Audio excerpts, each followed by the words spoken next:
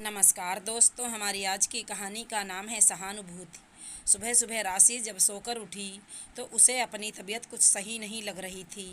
मन तो किया वापस सो जाएं, लेकिन अगर दोबारा लेटी तो सारे काम लेट हो जाएंगे। वैसे तो आज संडे था, सभी आराम से सो रहे थे, लेकिन एक औरत के लिए संडे सपनों सरीखा ही है। राशि वर्किंग वूमेन है, लेकिन है तो औरत। रात को ही बच्चों व पति देव ने अपनी मनपसंद नाश्ते की फरमाइश कर दी थी। हाँ मम्मी, कल संडे है, कुछ अच्छा सा बनाना। उसके पति दिनेश ने भी बच्चों की हाँ में हाँ मिलाते हुए कहा, हाँ यार, कल जब हम सोकर उठें तो कुछ स्पेशल सरप्राइज देना हमें। सासू माँ ने भी सबके सुर में सुर मिलाते हुए कहा, एक दिन तो मैं भी अपना परहेज तोड़ सकती हूँ। बहू उनका मन रखने के लिए राशि ने आज सबकी मनपसंद आलू की सब्जी और कचौड़ी बनाने की सोची थी। राशि ने एक नज़र अपनी सास के कमरे की तरफ डाली।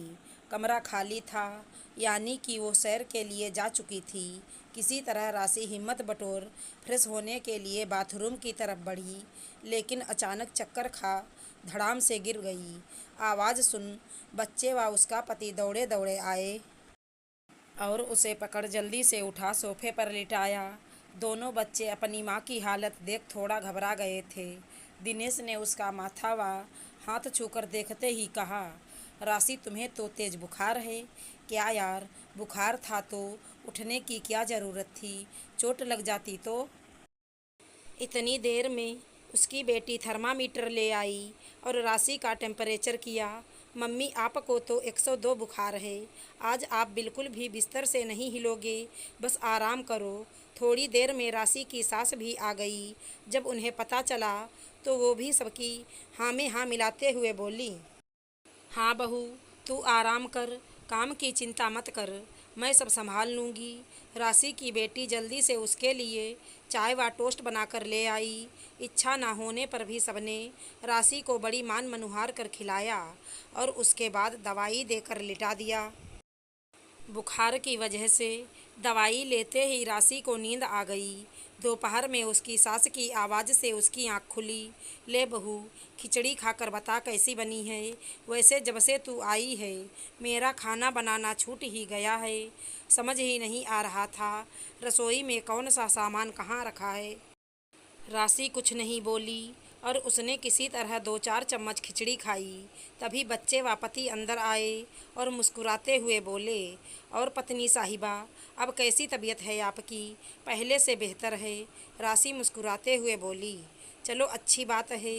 राशि का पति उसका माथा छूकर देखते हुए बोला, ठीक क्यों ना होंगी, मैंने मम्मी को अपने हाथों से चाय व टोस्ट बनाकर दिए थे ना। चाय मैंने बनाई थी। राशि का बेटा अपनी बहन को आंख दिखाते हुए बोला, अच्छा ठीक है, अब दोनों झगड़ो मत, मम्मी को आराम करने दो। लो रश्मि, एक डोज और ले लो, इससे तुम पूरी तरह ठीक हो जाओगी। राशि को दवाई दे और आराम से लेटा। सभी बाहर आ गए। दवाई से राशि को काफ़ी आराम पड़ गया। उसने घड़ी में देखा, दोपहर के 4 बज रहे थे। अब वो खुद को पहले से बेहतर महसूस कर रही थी। हाँ, कमज़ोरी तो थी ही। ड्राइंग रूम से सभी के हंसने बोलने की आवाज़ें आ रही थी। सबके साथ हंसने बोलने से मन थोड़ा ठीक होगा, यह सोचकर वह बाहर आई तो देखा पूरा घर अस्त व्यस्त था। कपड़े इधर उधर पड़े थे, यहाँ तक कि जो खाना उन्होंने बाहर से मंगवा कर खाया था उसके पैकेट भी डाइनिंग टेबल पर ज्यों के त्यों पड़े उसे मुँह चिढ़ा रहे थे। अरे मम्मी, आप, अब आपकी तबीयत कैसी है? बच्चों ने पूछा। राशि कुछ कहती उससे पहले ही उसकी सास बोली, चेहरे से पता नहीं चल रहा, तेरी माँ बिल्कुल ठीक है अब। राशि कुछ नहीं बोली और सोफे पर बैठ गई। राशि के पति ने उसका हाथ व माथा छूकर देखा तो बोले, अरे हाँ यार, अब तो बुखार बिल्कुल नहीं, कमज़ोरी लग रही है क्या? राशि ने ना में गर्दन हिला दी। पापा, मेरी मम्मी स्ट्रांग वूमेन है, देखा कुछ ही घंटों में बुखार को हरा दिया। हाँ यार, बिल्कुल सही कह रहा है तू। सभी हंसी ठहाकों में व्यस्त हो गए, लेकिन राशि को पता था अभी नहीं तो थोड़ी देर बाद घर की हालत तो उसे ही सही करनी है। इसलिए वो उठकर घर को संभालने लगी। अरे क्या राशि, तुम भी थोड़ा सा आराम मिलते ही शुरू हो जाती हो। आज आराम करो, कल कर लेना। पापा कहने का कोई फ़ायदा नहीं, पता है ना आपको। मम्मी अभी थोड़ी देर में सुपर वुमेन बनकर हर संडे की तरह घर के कोने कोने को चमकाने में लग जाएंगी। हाँ, यह बात तो ठीक है, तेरी मम्मी मानने वाली कहाँ। चलो भाई, संभालो तुम अपने घर को, अब हम भी थोड़ा आराम कर लें। सच, तुम्हारे बुखार की टेंशन से बहुत परेशान था। तुम्हें सही देखकर अब अच्छा लग रहा है। हाँ मम्मी, हम भी बहुत घबरा गए थे। वैसे हमें पता था हमारी मम्मी ऐसी छोटी मोटी बीमारी से हार मानने वाली नहीं। बहू, मैं भी अब थोड़ी देर आराम कर लूँ। आज सुबह से काम में लगे लगे मेरे हाथ पैर दुख गए। ये बाहर का खाना तो मुझसे बिल्कुल ना खाया जाता। और खिचड़ी, तुझे पता है ना मुझे खिचड़ी बिल्कुल पसंद नहीं है। वो तो आज तेरे लिए बनाई तो खानी पड़ी। तू घर को समेट के थोड़ा आराम कर ले। और शाम को ऐसा करना, कुछ हल्का फुल्का बना देना। खिचड़ी से पेट भी कहाँ भरा।